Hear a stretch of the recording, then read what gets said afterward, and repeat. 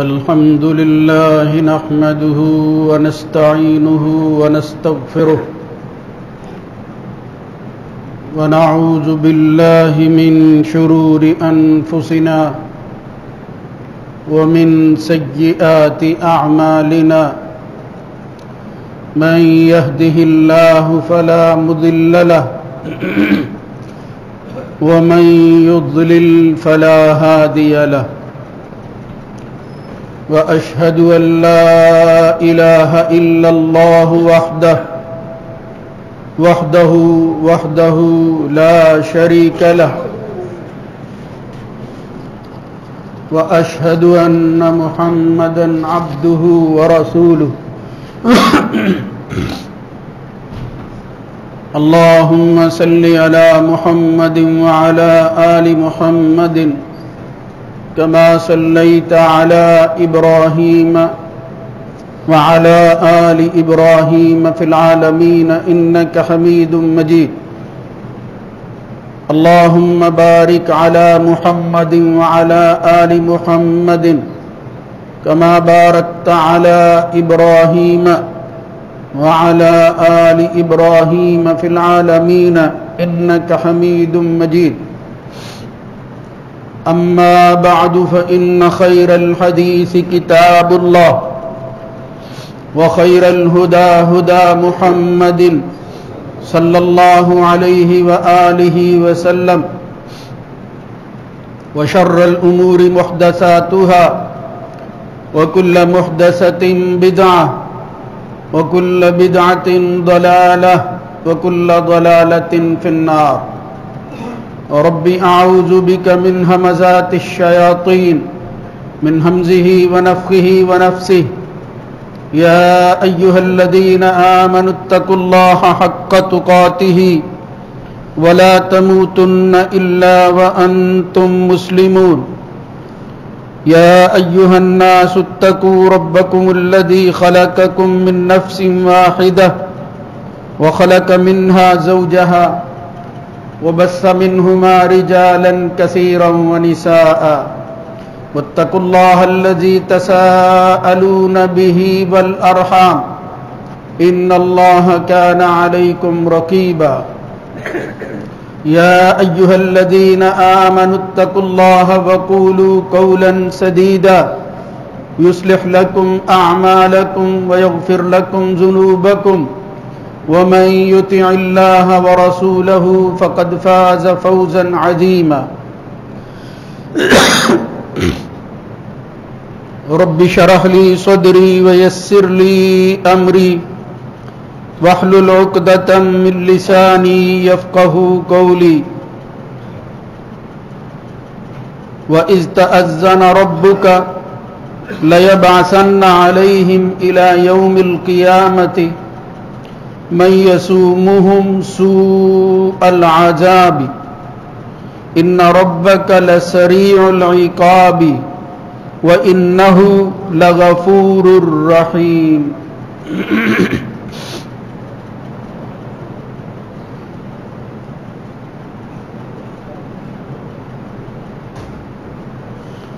اور یاد کرو اس وقت کو جب تیرے رب نے اعلان کیا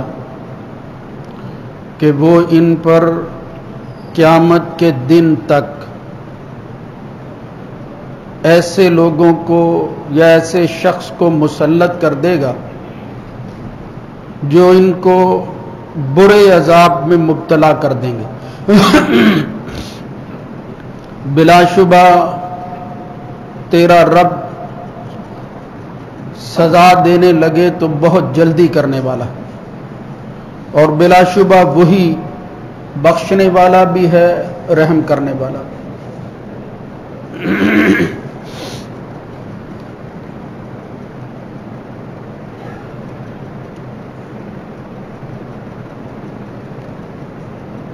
اللہ رب العزت کی حمد و ثنا کے بعد درود و سلام سید الرسل سید ولد آدم خاتم النبیین جناب محمد الرسول اللہ सल्लल्लाहु अलैहि व आलिहि वसल्लम की ज़ात गिरामी पर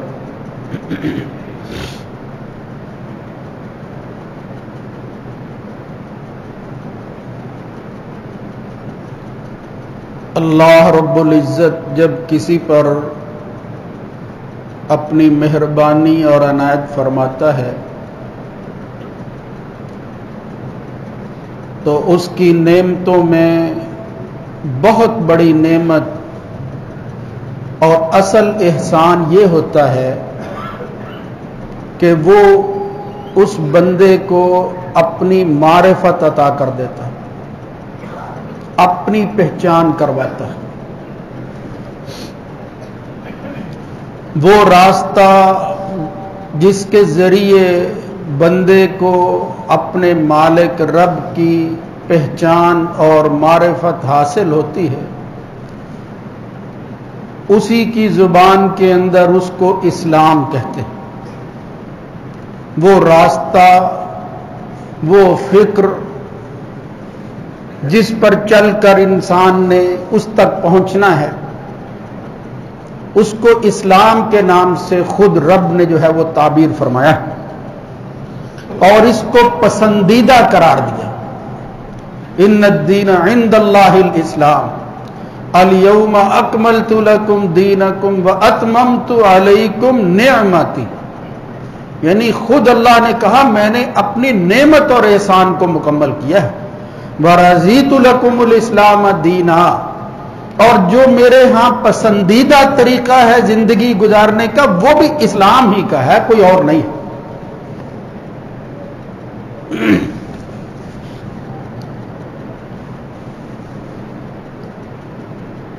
कुरान मजीद फुरकान हमीद का मुताला करें, नबी करीम सल्लल्लाहु अलैहि व आलिहि वसल्लम की अहादीस और सुन्नत को परखें तो मालूम होता है कि वाक़अतन अव्वल दिन से अल्लाह ने जो हिदायत का और लोगों की रहनुमाई का दीन अपनी तरफ से मुंतखब किया था वो इस्लाम है। और हर कौम, हर कबीले, हर गुरोह को अल्लाह रब्बुल इज़्ज़त जो है वो इसकी पहचान के लिए आसान तर बनाकर पेश करता रहा है नबियों और रसूलों की शक्ल के अंदर।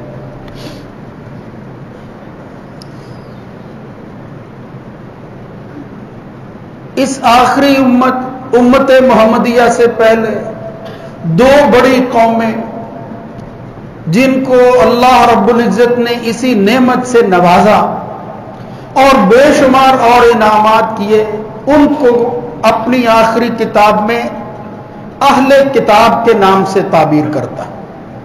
वो लोग अल्लज़ीना ऊतुल किताब वल उम्मियीना, यानी जहां गुरोहों की पहचान और तारुफ के हवाला से अलग अलग नाम बताए, उसमें उन लोगों को कहा वो लोग जिनको किताब दी गई, यानी अल्लाह ने अपनी किताब उनको नाजिल जो है वो दी थी, थमा दी थी, वो नाजिल की थी, वो भी एक एहसान था। यानी जिस तरह आखिरी उम्मत के लिए ये किताब नाजिल हुई जिसको कुरान मजीद फुरकान हमीद कहते हैं, उनके यहां वो पहली किताबें थी जिसकी वजह से वो अहले किताब शुमार होने लगे। यानी बावजूद इसके कि वक्त गुजरने के साथ उन्होंने इनहिराफ का रास्ता इख्तियार किया, बगावत पर उतर आए और ईमान को उस तरह कबूल न किया जिस तरह अल्लाह की मंशा थी, फिर भी अल्लाह ने उनकी पहचान के लिए यह कहा कि ये वो लोग हैं जो काफिर नहीं, यानी कुफर तो है ही, दूसरे भी लोग काफिर हैं, लेकिन इनके कुफर के साथ साथ इनको याद रखो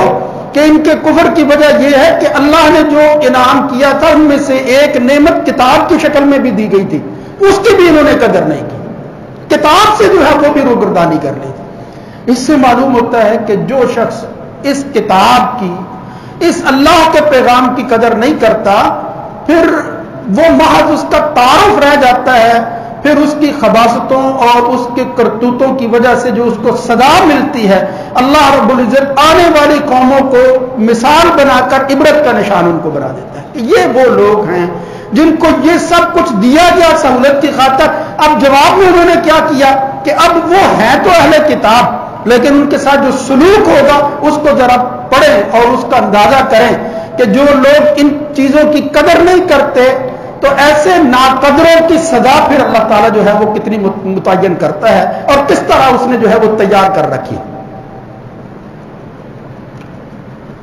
یہ بات ہمارے لیے بھی قابل غور ہے، لیکن اس وقت آج جو ہمارے پیش نظر بات ہے وہ یہ کہ اس وقت دنیا میں ایک بڑا مسئلہ چل رہا ہے، فلسطین کا مسئلہ،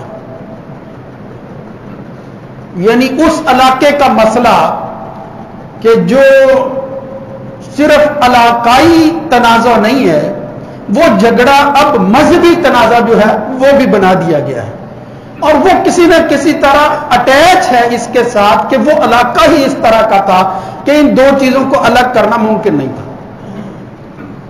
اب اس مسئلے کی حقیقت کہ ہوا کیا ہے، مسلمان اور امت یہاں تک پہنچی کیسے ہے، یہ تو ایک لمبا مسئلہ ہے. اس کو آپ لوگ جو ہے وہ بھی ریسرچ کریں، آپ جان لیں گے.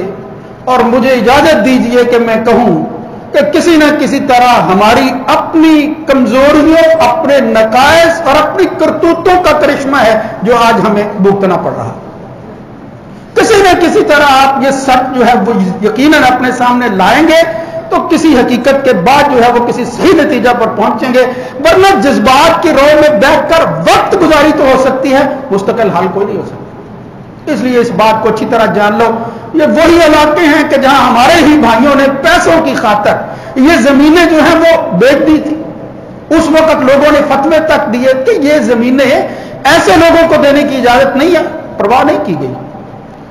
پھر کچھ غیر جو ہیں وہ تو ہر وقت متلاشی ہوتے ہیں کہ یہ جو اللہ رسول کے نام لیوا ہیں ان کی مخالفت کی جائے، کسی طرح ان کو نقصان پہنچایا جائے. تو وہ انگریز اس وقت جو ہے وہ دنیا کے دیگر علاقوں کی طرح وہاں کا حاکم تھا، اس نے جو فیصلہ کیا اس میں جو اس کے زیادہ قریب تھے ان کے حق میں فیصلہ کر دیا گیا. یہی اقوام متحدہ جو دراصل اقوام متفرقہ ہے، یہ جو جس کی لاٹھی اس کی بھینس کا ادارہ ہے، جس میں بڑے لوگ جو ہے بالکل یہ گاؤں کے چوکری کی طرح ان کی چودراہٹ کو تسلیم کر لیا گیا ہے کہ اگر پوری امت، پوری دنیا ایک طرف ہو، یہ کوئی فیصلہ کر دے تو ان کو کوئی اور جو ہے وہ چیلنج نہیں کر سکتی. یہ اتھارٹی ہے.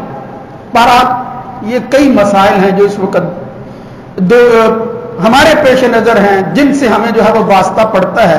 لیکن میں آپ کو صحیح بات بتاتا ہوں، قرآن و سنت کی روشنی میں علی وجہ البصیرت جو بات سمجھ آتی ہے کہ جب آدمی ہوتا ہے مغلوب، جب اس کی ذہنیت ہوتی ہے غلامانہ، اس سے کوئی صحیح فیصلہ وہ ممکن نہیں ہوتا، بہت مشکل ہو جاتا ہے، وہ اس کے لیے بڑے ہی مسائل ہوتے ہیں. آج اس بات کو ہمیں تسلیم کر لینا چاہیے کہ اس وقت یعنی جن حالات میں ہم گزر رہے ہیں یہاں مسلمان جو ہیں وہ حاکم نہیں ہیں، یہ محکوم ہیں، مغلوب ہیں، اور ان کے مقابلہ کے اندر اللہ نے جن کو مغلوب قرار دیا ہے اور جنہوں نے مغلوب رہنا ہے، ظاہری اعتبار سے وہ غالب اور حاکم نظر آ رہے ہیں. مگر اللہ کی بات جو ہے اس کے اندر سچائی ہے، ان لوگوں میں جن کو جو ہے وہ مغلوب رہنا ہے، آخر کار یہ اللہ کا نظام اور ہے. ہمارے ہاں ہم کیا کچھ کرتے رہے ہیں اور کیا کر رہے ہیں یہ بات اور ہے.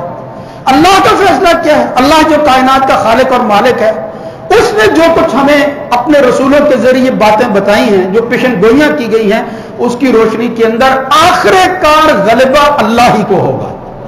اور انشاءاللہ ابتدا بھی اسی سے ہے، بدا الاسلام غریباً وسیعود غریباً کما بدا فطوبی للغرباء.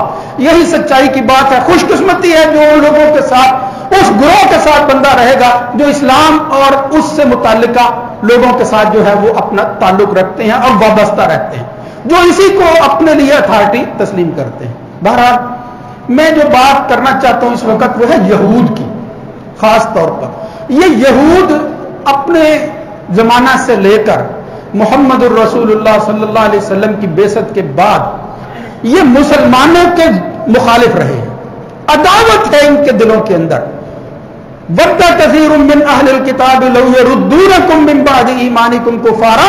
یہ تو سمجھتے تھے کہ ہماری سرداری کی وجہ اور ان میں سے بڑی حکمت جس کو ہم لوگوں کے سامنے پیش کر کے اپنے آپ کو سربراہ بنائے ہوئے ہیں، ہمارے سامنے کوئی بات کرنے کی ضرورت نہیں کرتا، وہ یہ ہے کہ یہ دنیا بھی ہماری ہے اور آخرت بھی ہماری ہے۔ آخرت کے حوالے سے وہ دعویٰ کرتے تھے کہ ہم پیغمبروں کی اولاد ہیں، ہم کتابوں کے حامل ہیں، اہل کتاب ہیں، لہذا یہ دنیا جو ہے اس میں بھی ہمارا کوئی مقابلہ نہیں ہے، اخروی زندگی میں بھی ہمارا کوئی مقابلہ نہیں۔ یعنی دین دنیا دونوں پر تسلط جمانے کی کوشش کی یہ یہود نے۔ لیکن جب رسول اللہ صلی اللہ علیہ وسلم تشریف لے آئے، وہ تو جانتے تھے الذین آتیناہم الکتاب یعرفونہ کما یعرفون ابناءہم، وہ اس حقیقت کو جانتے تھے کہ ایک وقت ایسا آنے والا ہے کہ جب سچائی کی شکل کے اندر ایک آخری نبی آئے گا کہ جس کے بعد وہ نبی جو ہے اسی کی بات کو جو ہے وہ غلبہ حاصل ہوگا، وہی سچائی پر ہوگا، اس کے مقابل کی ساری قوتیں وہ باطل پر ہوں گی۔ ان سے بڑھ کر اس حقیقت کو کوئی نہیں جانتا تھا۔ فرمایا یہ تو ایسے جانتے ہیں جس طرح کوئی بندہ اپنے بیٹے کو جانتا ہے کہ یہ میری ہی اولاد ہے۔ وَإِنَّ فَرِيقًا مِّنْهُمْ لَيَكْتُمُونَ الْحَقَّ وَهُمْ يَعْلَمُونَ، اب کرتے کیا ہیں، وہ جان بوجھ کر حق کو چھپاتے ہیں کہ پردہ پڑا رہے، لوگوں کو پتہ نہ چلے۔ تو اللہ فرمایا الحق من ربک فلا تکونن من الممترین، حق کو اللہ نے واضح کرنا ہے، آپ شک نہ کریں، ہو کر رہے گا واضح۔ تو میرے بھائیوں ہوا یہ ہے کہ یہ جو قوم ہے، یہ جو یہود، ان کی کرتوتوں کی وجہ سے اللہ رب العزت نے ان کو مغضوب قوم قرار دیا ہے، اللہ کی ناراضگی کا حصہ بننے والی قوم، یعنی اللہ کی نظروں سے گر جانے والے لوگ ہیں۔ اس لیے ان کو اس دنیا کے اندر اللہ کے فرمان کی روشنی کے اندر کبھی غلبہ، کبھی قوت حاصل نہیں ہو سکے گی۔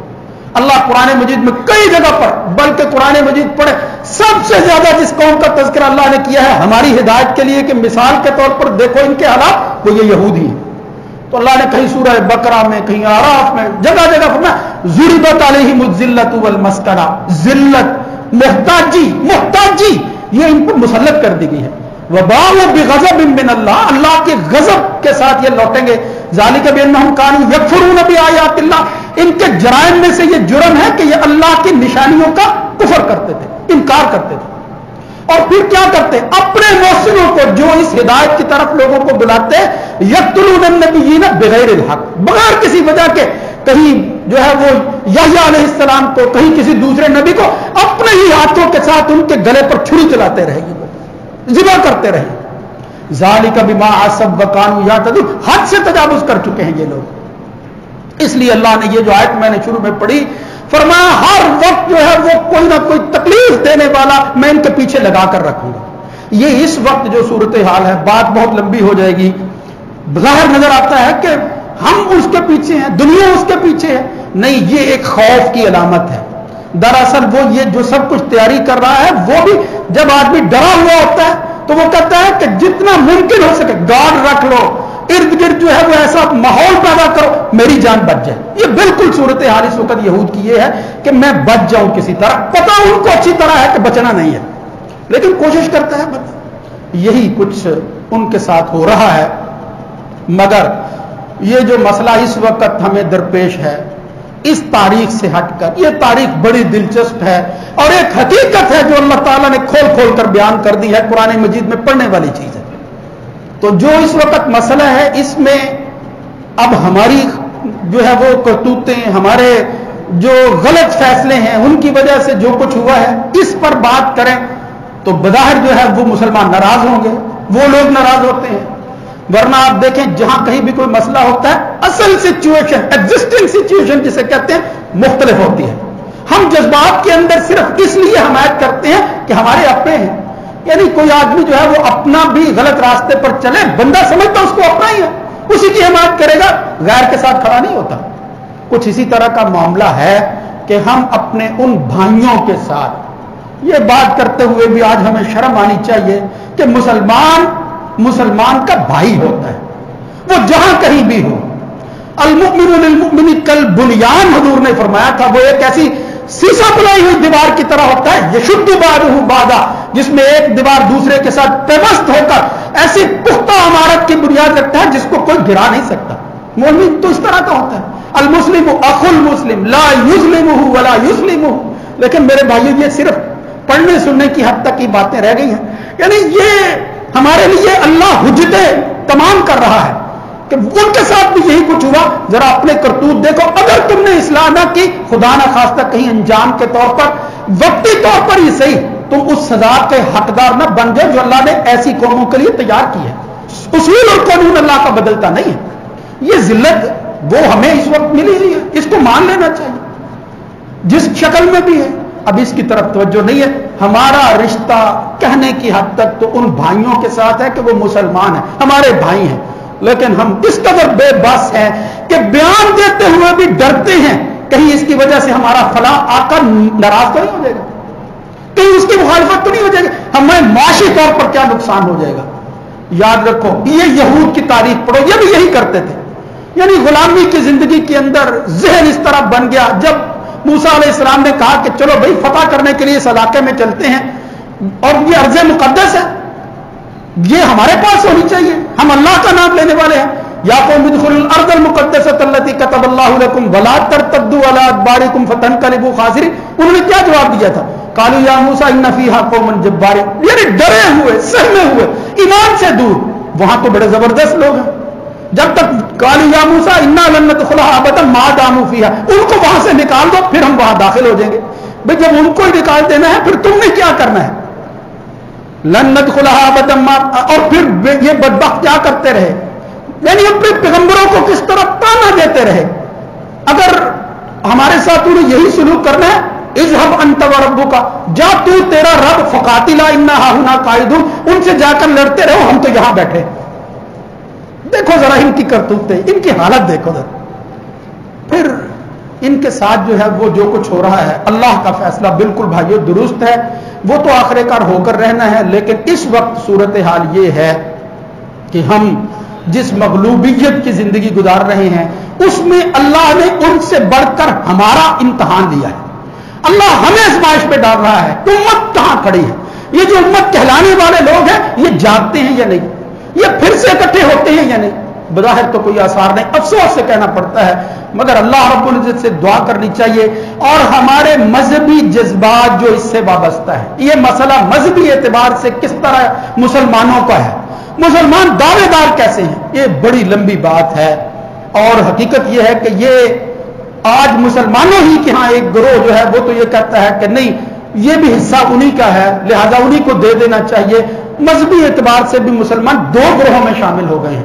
بس میں یہ آپ کو اشارہ کر دیتا ہوں کہ مسئلہ اب یہ ہے کہ اس علاقے کے اندر وہ جہاں ملک نام کا ایک علاقہ اسرائیل بن گیا ہے، اور اتفاق سے وہ انہی سن کے قریب اسی سال بنا، قریب سن 48 کے اندر، کہ جہاں یہ ملک جو ہے وہ بنا. دو ملک جو ہے وہ کسی نظریے پر جو ہے وہ قائم ہوئے ہیں. ایک ہمارا یہ ملک ہے اور پھر ایک وہ تھا. اب وہ کس طرح اس کو اپنے نظریے کے مطابق جو ہے وہ آگے بڑھا رہے ہیں، ہم کیا کر رہے ہیں، یہ بھی سوچنے کی بات ہے. اور پھر جو کچھ ہونا ہے اس کو اسی تناظر میں دیکھتے رہیں. جو آدمی جو سلوک کرتا ہے اللہ تعالیٰ اس کی کوشش کے مطابق نتائج جو ہے وہ دکھا دیتا ہے. اس لیے اللہ رب العزت سے دعا کرنی چاہیے کہ ہمیں پہلے تو اس حقیقت کے قریب لائے، پھر کوشش کرنے کی توفیق نصیب فرمائے. تو اس سے متعلقہ جو بات صحیح ہے، بجائے اس کے کہ آدمی بلا وجہ حمایت کرتا رہے اور پھر ان کی غلطیوں پر بھی پردہ ڈالنے کی کوشش کرے. اب اس وقت جو کرنے کا کام ہے، اور شریعت ہمیں جس کی اجازت دیتی ہے، یعنی اجازت بھی ملنی چاہیے کہ کیا ایسے لوگوں کی مدد کرنی چاہیے یا نہیں، وہ یہ ہے کہ اس وقت وہ ارض مقدس، وہ شام اور اس کے ارد گرد کے علاقے جس میں سے یہ ایک علاقہ ہے، اور خاص طور پر بیت المقدس، القدس شریف جسے کہتے ہیں، یہ بھی میں انشاءاللہ کسی وقت بیان کروں گا کہ مسلمانوں نے اس القدس شریف کے نام سے بھی ایسی بدعتیں جاری کر لی ہیں. وہی قبۃ الصخرہ، وہی گنبد جو ہے وہ بنا لیے گئے، اور پھر جو ہے وہ ذہنیت جو مشرکوں کے ہاں پیدا ہوتی ہے، وہ غلامانہ ذہنیت کی وجہ سے آج اسی پر اترا رہے ہیں، حالانکہ حقیقت سے اس کو کوئی تعلق نہیں ہے. وہی تبرکات کی جو ہے وہ لٹ لگائی ہوئی ہے. وہاں محمد الرسول اللہ صلی اللہ علیہ وسلم جب معراج پر گئے تو وہ جگہ تھی جہاں آسمان کی سیر شروع کی، وہاں اللہ کے رسول کا قدم ہے. اب القدس جو ہے وہ بھی اسی طرح حرم ہے جس طرح ہمارے دوسرے حرم ہیں. فضول باتیں، شریعت میں اس کی کوئی گنجائش ہی نہیں ہے میرے بھائیوں، لیکن کہتے ہیں القدس الحرم الشریف، کتابوں میں لکھا ہوا، مسلمان عام طور پر کھل کر کہتے ہیں. خیر، تو یہ ساری چیزیں جب اکٹھی ہو جاتی ہیں تو اس کی وجہ سے پھر حقیقت وہ دبتی جاتی ہے.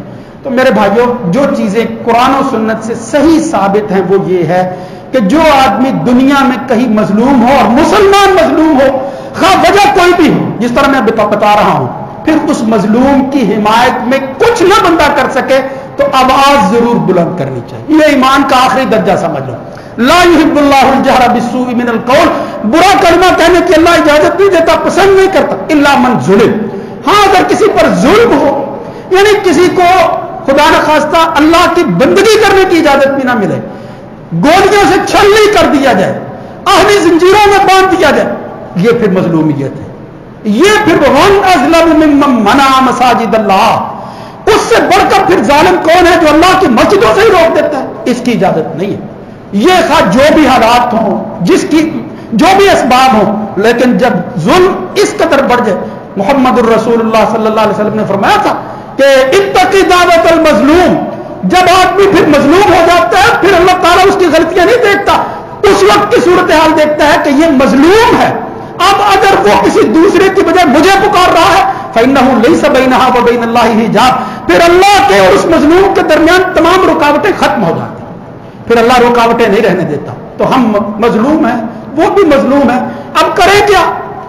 یعنی کرنے کا کام کیا ہے؟ اللہ کو پکاریں، اللہ کی طرف لوٹیں، اپنی جلوت اور خلوت کے اندر رجوع کریں اللہ کی طرف کہ یا اللہ ہم بھٹک گئے ہیں، راہ راست سے جو ہے وہ دور چلے گئے ہیں، تیرے راستے کو چھوڑ دیا ہے، ہمیں اس سزا سے بچا لے. اللہ رب العزت سے یہ دعا کرنی چاہیے.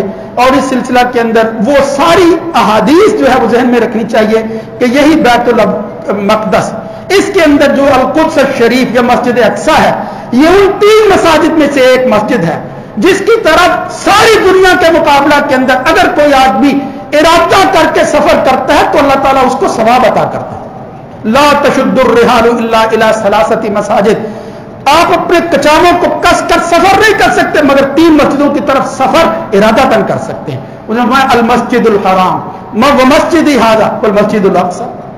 وہ 3 مسجدیں جو ہیں وہ مسجد نبوی ہے، مسجد حرام ہے اور تیسری مسجد اقصی ہے. محمد الرسول اللہ صلی اللہ علیہ وسلم کے صحابی کہتے ہیں ہم بیٹھے ہوئے آپس میں بات کر رہے تھے، قضا کرنا عند عہد رسول اللہ صلی اللہ علیہ وسلم، اب مسجد رسول اللہ صلی اللہ علیہ وسلم افضل ام مسجد الاقصی، کہ مسجد نبوی بہتر ہے یا افضل ہے یا مسجد اقصی. آپس میں تبادلہ خیال کر رہے تھے. محمد الرسول اللہ صلی اللہ علیہ وسلم نے پھر وہاں یہ فضیلت بیان کی، صلاۃ فی مسجدی ھذا خیر من 1000 صلاۃ فیما سوا.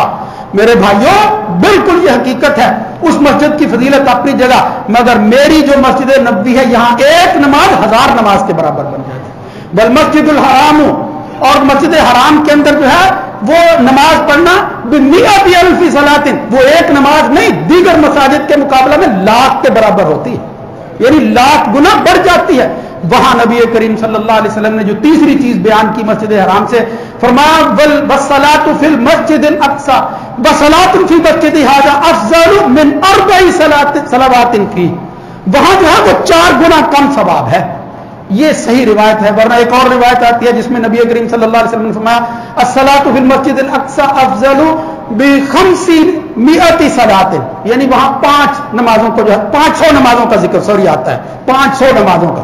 لیکن یہ جو روایت میں پیش کر رہا ہوں اس میں نبی کریم صلی اللہ علیہ وسلم نے جو فرمایا اس سے معلوم ہوتا ہے 250 نماز. صحیح بات جو ہے وہ یہی ہے کہ مسجد حرام میں 1,00,000، مسجد نبوی میں 1000، مسجد اقصی میں ارادہ کر کے سفر کر کے جو آدمی وہاں نماز پڑھتا ہے ایک نماز نہیں 250 نماز کا ثواب اس کو ملتا ہے.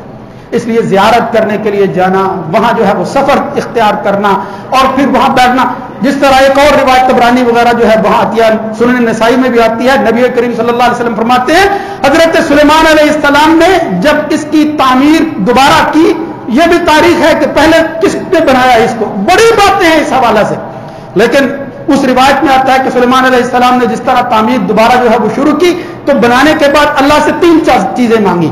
وہ 3 چیزیں کیا تھی؟ حکمن یصادف حکمہ، یا اللہ مجھے ایسے فیصلے کی قوت عطا کر دے جو تیرے فیصلے کے مطابق ہو. یعنی سلیمان علیہ السلام دعا کرتے ہیں کہ میری بات اللہ کی بات کے جو ہے وہ مطابق ہو جائے. وَمُلْكًا لَا يَنبَغِي لِأَحَدٍ، یا اللہ میں دعا کرتا ہوں کہ مجھے ایسی بادشاہت عطا کر کے دنیا میں کسی کو اس طرح کی بادشاہت نہ ملی ہو. محمد الرسول اللہ صلی اللہ علیہ وسلم فرماتے ہیں اثنتان فقد اوتیہما، دو چیزیں جو سلیمان نے مانگی تھی اللہ نے اس کو دے دی ہیں، وارجو ان یکون اوتیہما الثالثہ، اور مجھے اللہ کے گھر سے امید ہے کہ تیسری چیز جو سلیمان نے مانگی ہے وہ بھی اللہ اس کو دے دے گا۔ اور وہ کیا تھی؟ جناب سلیمان نے علیہ الصلوۃ والسلام نے دعا کی کہ یا اللہ جو میری اس مسجد کے اندر سفر کر کے جس کو میں نے تیرے حکم سے تعمیر کیا ہے یہاں پہنچے نماز پڑھے تو اس کو اس نماز کے پڑھنے کی وجہ سے جہاں نماز کی فضیلت بھی بڑھا دیتا ہے، وہاں فرمایا کہ مجھے دعا کی کہ یا اللہ یہ چیز بھی عطا کر دے کہ جو بندہ اس مسجد میں نماز پڑھ کے واپس جائے تو اس کو اس مسجد میں نماز پڑھنے کی وجہ سے رجعت کیومی ولدتہ امہ، اس طرح کر دے کہ جس طرح آج کے بعد جو ہے وہ اسی طرح اپنی زندگی نئی شروع کرے جس طرح اس جہان میں آتے ہوئے بچہ نئی زندگی شروع کرتا ہے۔ یعنی جب انسان اس دنیا میں آتا ہے ماں کے پیٹ سے نکلتا ہے پاک صاف ہوتا ہے، تو فرمایا میں تیسری بات تجھ سے مانگتا ہوں کہ جو مسجد اقصی میں نماز پڑھے وہ واپس اسی طرح لوٹ جائے کہ جس طرح اس کے گناہوں کے اندر اس کی زندگی میں کوئی چیز جو ہے وہ بری شامل نہیں ہے، گناہ مٹ جائیں بالکل اسی طرح ہو جائے جس طرح وہ آج ہی ماں کے پیٹ سے پیدا ہوا ہے۔ یہ فضیلت بیان کی محمد الرسول اللہ صلی اللہ علیہ وسلم نے کہ سلیمان علیہ السلام نے یہ دعا کی تھی۔ یہی ایک وابستگی ہے مسلمان کی جس کو جھٹلایا نہیں جا سکتا، یہ وہ خواہش ہے جس کی تکمیل کے لیے آدمی وہ بے تابہ ہوتا ہے اور وہ ہر وقت کوشش میں رکھتا ہے کہ میں ان مساجد میں جاؤں، میں زیارت کے لیے مسجد حرام جاؤں، مسجد نبوی جاؤں اور اسی کے طرح مسجد اقصی کی زیارت کروں، لیکن اگر وہ غیروں کے قبضے میں ہو اور اس پر تسلط اس طرح کا جو ہے وہ پیدا کر دیا جائے کہ مسلمان کے لیے وہاں جانا ممکن نہ ہو، تو پھر میرے بھائیو کوشش اپنے جگہ پر، اور اگر کوشش کی ہمت نہیں ہے، نہیں بظاہر کچھ حالات، اس اللہ کو پکارو اور مظلوم بن کر پکارو اور دعا کرو، اور اس دعا میں سب شریک ہو کر آدمی جو ہے وہ حصہ بن جائے۔ اللہم انصر الاسلام والمسلمین، اللہم انصر الاسلام والمسلمین واخذل الکفر والکافرین، اللہم انصر من نصر دین محمد صلی اللہ علیہ وسلم وجعلنا منہم، واخذل من خذل دین محمد صلی اللہ علیہ وسلم ولا تجعلنا منہم، اللہم انصر الاسلام والمسلمین، اللہم انصر المظلومین، اللہم انصر المظلومین، اللہم اغفر للمؤمنین والمؤمنات وألف بین قلوبہم واصلح ذات بینہم، اللہم لعن الکفرة الذین یصدون عن سبیلک ویکذبون رسلک ویقاتلون اولیاءک، اللہم خالف بین کلمتہم، اللہم خالف بین کلمتہم وزلزل اقدامہم وزلزل اقدامہم وانزل بہم باسک الذی لا تردہ عن القوم المجرمین۔ اے اللہ غیب سے ہماری اور مسلمانوں کی امداد فرما۔ اقول قولی ھذا استغفر اللہ لی ولکم ولسائر المسلمین۔